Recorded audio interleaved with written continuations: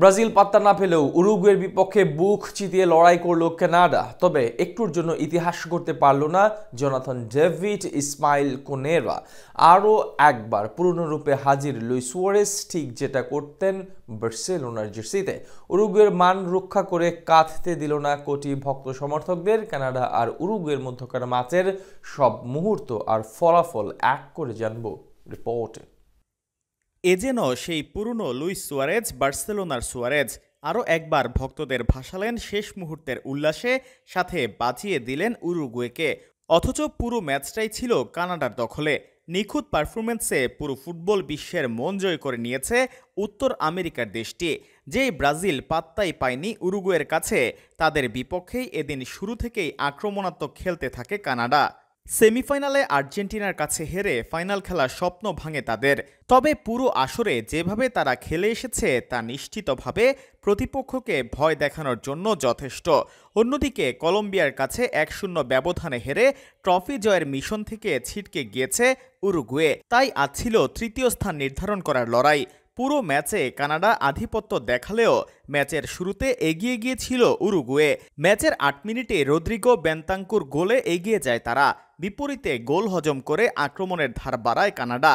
বল দখল, আক্রমণ কিংবা সুযোগ তৈরিতে উরুগুয়ের সঙ্গে পাল্লা দিয়ে খেলেছে তারা। এর মধ্যে ম্যাচের 22 মিনিটে ইসমাইল কোনের অসাধারণ এক গোল ম্যাচে সমতায় ফিরিয়ে আনে কানাডাকে, সাথে আবারও জমে ওঠে ম্যাচ। এরপর 42 মিনিটে সহজ এক সুযোগ আসে কানাডার কাছে, কিন্তু স্ট্রাইকার ওসারিও নেয়া হেড আকস্মিকভাবে আটকে দেন প্রতিপক্ষ গোলকিপার রোচেত। প্রথমার্ধের আরও বেশ কিছু সুযোগ তৈরি করে দুই দল, কিন্তু কাঙ্ক্ষিত সাফল্য পায়নি কেউই। হাফ টাইমের পরেও দুই দলের আক্রমণ ও পাল্টা আক্রমণ অব্যাহত থাকে। দ্বিতীয়ার্ধে দারুইন নুনেসকে উঠিয়ে উরুগুয়ের কোচ মাঠে নামান লুইস সুয়ারেজকে, যার সুবাদে পাল্টে যায় তাদের খেলার গতি।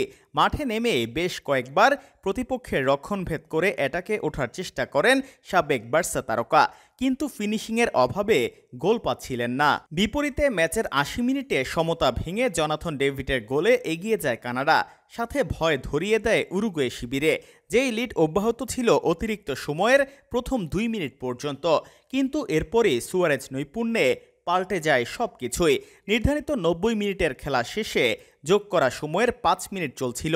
তৃতীয় মিনিটে কানাডার ডি বক্সে রক্ষণচেরা রদ্রিগেজের পাস এক টাচে গোলে পরিণত করেন সুয়ারেজ, সাথে সমতায় ফিরিয়ে দেন নিজ দলকে। বিপরীতে তীরে এসে তরি ডোবাতে হয় কানাডাকে। এরপর নির্ধারিত সময়ে ড্র হয় ম্যাচ গড়ায় টাইব্রেকারে। সেখানে উরুগুয়ের অভিজ্ঞতার কাছে পারেনি কানাডা।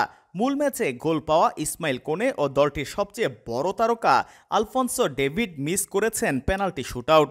অন্যদিকে 4 শটের প্রতিটিতেই গোল করেছেন সুয়ারেজরা। ফলস্বরূপ 4-3 ব্যবধানে হারতে হয়েছে কানাডাকে। তবে প্রথমবারের মতো টুর্নামেন্টে অংশগ্রহণ করে যেভাবে খেলেছে তারা, তা অনেক দিন মনে রাখবে ফুটবল ভক্তরা। অপরদিকে এই জয়ে টুর্নামেন্টে তৃতীয় স্থান অর্জন করে সন্তুষ্ট থাকতে হলো উরুগুয়েকে।